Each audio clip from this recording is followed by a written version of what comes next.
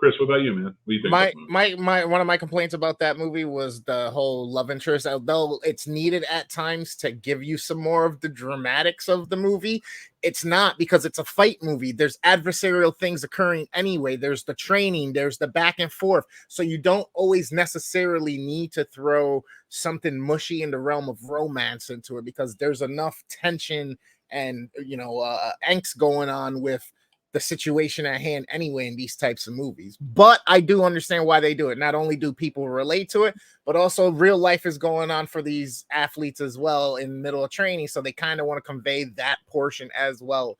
But for me, tunnel in on the rise, tunnel in on the journey and the training, and then the climax of the fight and who is the better fighter will always be a hands down better movie to me than anything that has forced like relations interjected into it. I love that. That is I love that. Both your takes are amazing. And here's why they're wrong. So, no, I'm kidding. They're not wrong. No opinion's ever wrong. I will say this. I've said this many, many times about the Rocky movies. And the only people who ever really agree with me are filmmakers. So I'm anxious to see how this goes. Rocky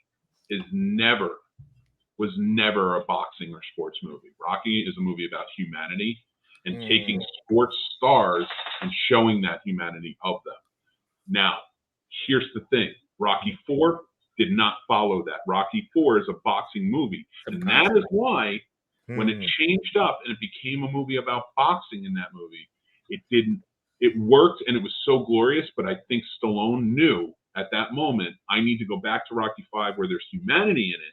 And people didn't follow him with it because they were just like, no, we want Rocky fighting. Rocky IV was too big. We fought communism. Let's keep this train rolling. I wrote a whole paper about how Rocky IV, just because the capitalism side of it helped defeat communism. But I think it bears down more than that. I really think it comes down to once they took the humanity out of Rocky, which they were teetering. There was a bigger balance in 3 compared to 2 and 1. I can see that. So when that balance starts shifting and you have 2 fights now and you have it, so now it's becoming more of a boxing movie. When you get to 4 and it's completely a boxing sports movie and that's what's about. Oh yeah, like completely. Everybody's revved up. It's about capitalism. It's about taking down communism. It's the 80s. It's crazy. So the Russians even are juiced Russians. Right? I mean, you are, and now by this point you get Rambo movies. So there's so much going into it and you get the testosterone of it. That 1990 rolls around, there is no more communism to fight. He wants to bring it back to his storytelling and bring it back to humanity, and nobody's along for the ride. They're like, what is this? This isn't Rocky. When in reality, it's always been, and that's what it's supposed to be. And thank God for Rocky Balboa and the Creed movies for bringing it back. But Creed 2, which we're talking about now, better screwed it up again, and he had to bring it back for 3. Now, Creed 2, where are you guys at? Below. Yeah. I hold it like right at the line, just barely over at best. Okay. Dig it. I get it. I mean, my biggest criticism is just that, like, I don't think we need the level of drama associated with Rocky. Like, I get what they're trying to do in terms of making him vulnerable and like allowing Creed to like rise above like needing his training and stuff. I get that. We already lived through it with Mick. Like, why does Rocky have to follow Mick's path in terms of this? Like, we don't have to make him that frail. It's unnecessary. I think it's an unnecessary part of the exposition, personally. Well, he had cancer. I mean, I was going to say, I think it's just a natural passing of the torch, But why do you have to? It can't just be a situation like I don't have anything more to teach you. Like, why does it have to like? No, I think that's perfect. I think that's what it is because again, it's about the humanity and the breaking down, and that's what I can compare this to the Indiana Jones franchise too, and how that did a perfect thing of chronological order of one man who was in the height of his life, and he was the true adventurer that we all aspire to. Now old and broken down and suffering through time. And now that's the same with Rocky. You have to give him cancer. He watched so many people he loved die of cancer. Now he gets it. Now he still loves people. He has a family again. He cares about baby Creed. He loves this whole thing. And he's so frail and he's old. It's not a Mickey thing. Mickey was down and out as it was when he started. That's why he's so frail. And he was always small anyway. Rocky breaking down and showing us that his humanity isn't always going to be in his strength. It's going to be in his wisdom. You did not sell me on it, Mick. Oh, I tried. You tried. You gave it a good effort. My problem is just, like, I don't. In the narrative and how it goes, I think there are a lot more organic ways than like going to camp. I get that other people died of it. The other part was a shame on Talia Shire for not coming back for those 2 films, like or 3 films really. Like shame on who for not coming back? Sorry, Talia Shire. Like, oh yeah, I like it. She should have been in Balboa for sure. Like she should like she was Rocky's foil for so long. And I think that, like, my problem is that, like, I love the putting Apollo's son at the forefront of those 2 narratives, but I really wanted Rocky to be, I don't know, like, there with him through the whole thing. Like, even if it is his answer is, I don't have anything more to teach you, that moral support there. I didn't want to, like, maybe this is just comes down to like hero worship stuff, but like, I did not want to see him frail. I did not. Like, I don't tune into a Rocky movie to see Rocky frail. I don't mind him being frail emotionally, but I think it adds to it because he wasn't frail in the second one. He was frail in the first one when he had the cancer, and then in the second one he was a lot stronger because they even had a fight scene between him and Dolph Lundgren. So, like, I think he's stronger. Oh, he had cancer in the first one. Yeah, it was the first I'm sorry. I'm so sorry. I'm confusing the 2. I don't remember the plot to 2. I'm so sorry. I need to rescind my vote because I don't remember. I thought the first one he was strong the whole film. It's been a long time since I watched the second one, so I gotta rescind my vote. Are we still talking Creed 2 now? I'm confused. Creed 2. Yeah, Creed 2. I rescind my Creed 2 vote. I don't remember the plot well enough.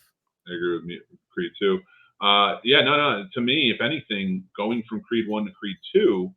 And I want to ask you this, Chris, because I want to get your opinion on this when we get to it. But Creed 1, he's frail, he's sick, he has cancer, and that not only does that give Adonis Creed the chance to do something for a fatherly figure he never got to do, and take care of him and see him through and make him push. Now, and I'm not bullshitting this. This isn't lawyer talk. So I'm actually mean this. But then you actually get to see Rocky fight a fight. Yeah, that's his fight. The cancer is his fight. He fights through it. He gets stronger. And then by the second one, he is stronger again. He's living his life. And by the end of that, when he walks off and he realizes I've helped him, and he sits down and he goes, that's the end for me. I was so happy in Creed 3 to see that he wasn't in it. Not because I don't care about Rocky, but because it would have admonished everything he did in the second one to see him off and say, you got this now. And Creed 3, as we know, picks up with Adonis Creed's retirement. So to see him get into retirement, get into promotion, we should have never had Rocky in it. I'm so happy that he wasn't in it. I do hope there's room for him to come back, though. I'm cool with that. All right, I talked too much. I'm sorry. I'm really high. Chris, what do you think of Creed 3, and where is it on Miyagi Line? Completely agree with you. I put it over. I love the fact, like you said, with the progression of Rocky himself. Like, we have to show time. We have to show now he went from, student and being the main attraction to now being the teacher, and even to someone who was his adversary, to now again introducing, like Mick said, a little bit more humanity. He's battling something on his own while helping his protege get to where he needs to be. And then the master finally gets to say, you graduated, kid. You know what I mean? Like, so I think that played a huge role in the progression of me understanding, liking, and appreciating where Creed 3 ended up landing and how it 2 segued into it. What about you, Dan? What do you think? I have not seen Creed 3 because Rocky's not in it. Oh, you gotta watch. Disservice. You gotta that's watch. The thing about it. It's like 4 or 5. Like I said, there's a switch where you finally learn it's not just Rocky, and it's more of the Apollo story, the adversarial story. This is the Batman Joker story, but in boxing. This is Lex Luthor Superman, but in boxing. You know what I mean? Type deal. And it's not necessarily that they're a bad guy. It's just the fact that, hey, this is almost Vegeta Goku, actually, because they're both good guys. They just want to both be the best, and every step of the way, that's kind of where their competition comes. And seriously, like when I found out Stallone wasn't in it, my bad if it's an excellent film. Jason said it like he would put it as the best movie of the year. I just haven't seen it. I didn't like. Dude, come I on, hope it's you really did. good. I really did. I I'm should gonna- apparently. Like I did. I don't know It what. just got. It was really hard for me when I found out that. Whoa! That is different. It By the still way, has if Freddy. if you are fans of Freddy, hurt people hurt I was people. just It looking still at has numbers. Freddy. It Snobs.com. still has Freddy though. Like that's the difference. Is like that without any Rocky in the film. Like because this is what I didn't mention when I said that I think that 3 and 4 are below the Mendoza line. That doesn't mean I don't watch them yearly. Like. And Yeah, it like I love in Rocky 3. I love in Rocky 3 when he's standing in the middle of the ring at the end and he's fighting Clubber Lang. And he's like, "You ain't so bad. You ain't so bad." And he's just getting hit and he just doesn't care and abandons everything about what he was taught and still goes toe to toe with Clubber Lang for no reason. Like, oh, I taught you how to box, and he boxes the first round, and then the second round he comes out and they just go into the middle of the ring and swinging at each other. Like, I'll watch that all day. Just because something is a arguably bad film does not mean I'm not going to tune in and watch the hell of it. Like, go home, Jason. Get on. I didn't. But the crazy part is just that, like, I love Rocky. And so when it was really hard to sell me as a pure only Rocky fan, like, because this is the thing, Mick, is like I watched because I was a boxer in high school. I watched Rocky because I liked the boxing. And I know everything that Mick was saying about it.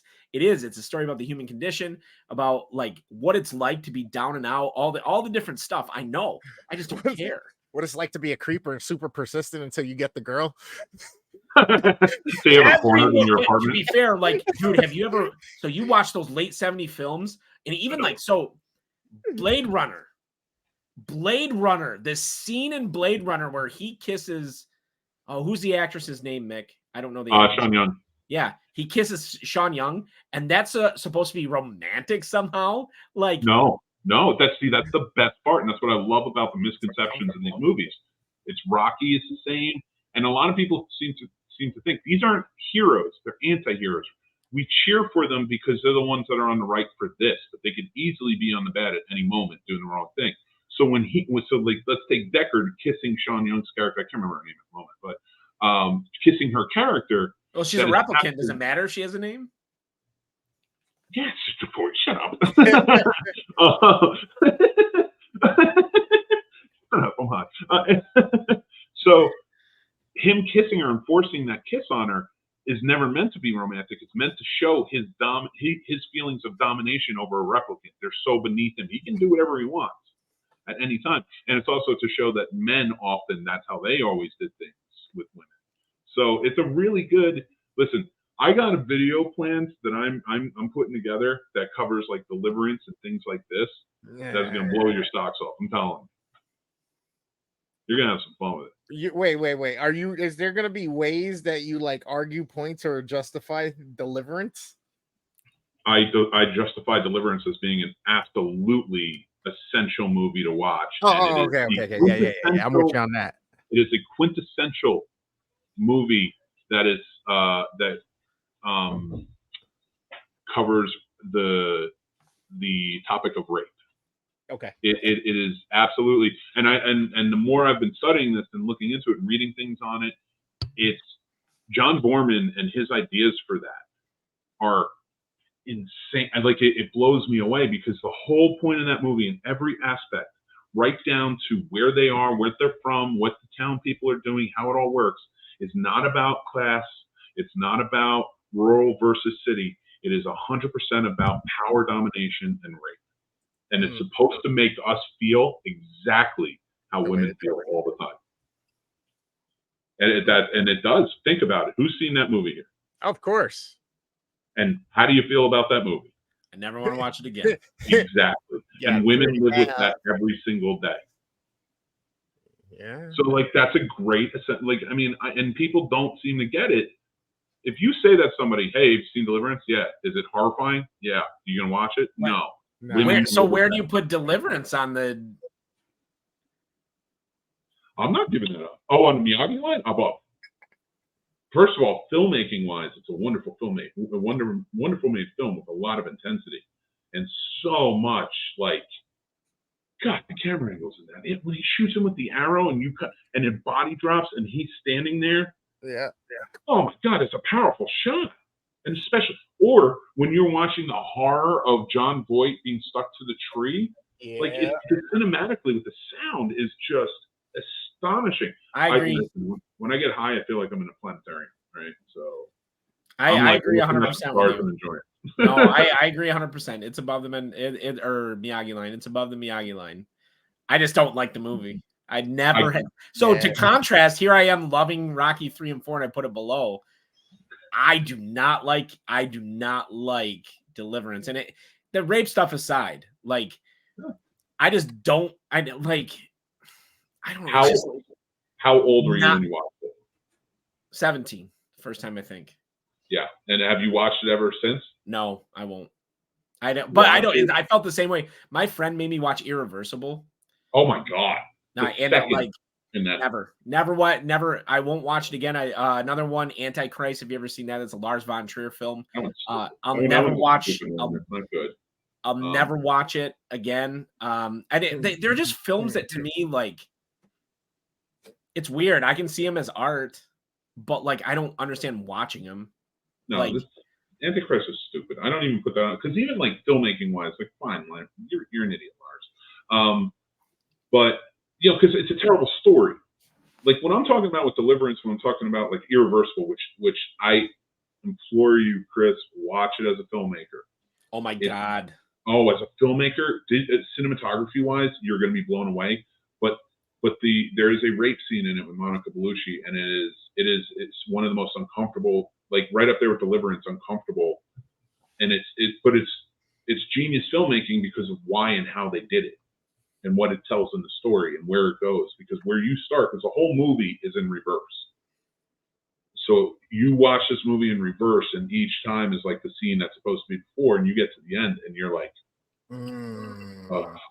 oh my God, because you're seeing the rape scene in the beginning, like towards the beginning, and then by the time you get to the end, you understand almost everything that led up, and you're like, oh my God, they are uncomfortable movies. Because those show the horror of that act, of what it is, and it makes us feel it and understand it, and that is why. And I want to bring this up to Jason when he says "I Spit on Your Grave" was a movie that made me very uncomfortable. Yes, it is. 100% agree. Right? It is an uncomfortable movie, but the difference between like Last House on the Left and I Spit on Your Grave, movies like that, or was it Mother's Day or something, like all these scenes. Same thing. Yeah. Last House on the Left is the one that I'll never watch again. I'll never watch Last House. I can't believe they remade it. Like, why? Those are not designed to make you feel it. They're designed to show you that there are people out there who are horrific enough to be attracted to sensual acts in this nature that is disgusting. And I'm, of course, disgusting. My point being, they are not trying to make you feel uncomfortable for the sake of understanding that this is horrific. They're trying to make you feel uncomfortable in the same way any horror movie does, just feel uneasy. They're using that as a crutch almost.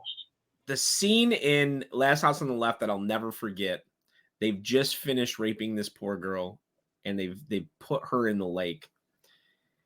And Kruger, they're standing by the car, and Kruger looks down at his nails, and it has and he flicks some grass off his nails, like it's just like a Tuesday night. And like, I'll never forget seeing that. And now it's effective. Like, here's the thing: is like it's like effective. I don't know. It's so hard because like you can say it is effective. It is an effect. Movies are supposed to be effective. That's the thing. And I'm not. I would never want to Here's the other thing: is like a movie like Irreversible. I never want to censor it. Like it should be released. Yeah. I'm never going to sign up to see the Irreversibles, and the Deliverance, because they are showing you. And I think they get mixed in with the Last House on the Left and things like that because people don't understand. They veer off. One is done for a horror sake, and one is done to show this is horrific. Yeah, and you should understand that. It's different. Yeah, it's more of a teaching experience, but it's not. And the thing is, like I say this, the entire movie of Deliverance is about rape.